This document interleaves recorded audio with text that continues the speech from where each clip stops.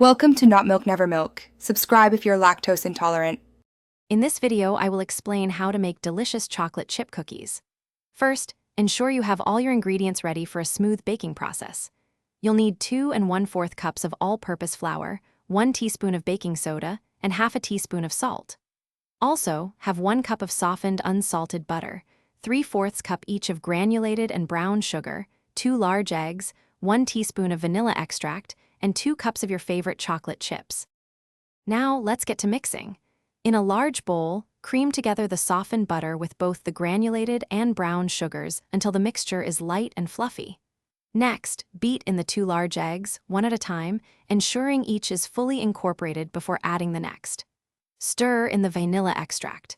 Finally, gradually add the dry ingredients to the wet mixture, mixing until just combined. Be careful not to overmix the dough. It's time to bake. Preheat your oven to 375 degrees Fahrenheit. Drop rounded tablespoons of cookie dough onto ungreased baking sheets, making sure to space them about 2 inches apart. Bake for 9 to 11 minutes, or until the edges are golden brown and the centers are still slightly soft.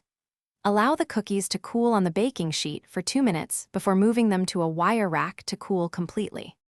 Once your delicious chocolate chip cookies have cooled, store them in an airtight container at room temperature for up to 3 days to maintain their freshness. For longer enjoyment, you can freeze the baked cookies for up to 3 months. Simply thaw them at room temperature when you're ready for a treat. Don't forget to check the description for a link to the Echo Dot smart speaker and other great deals.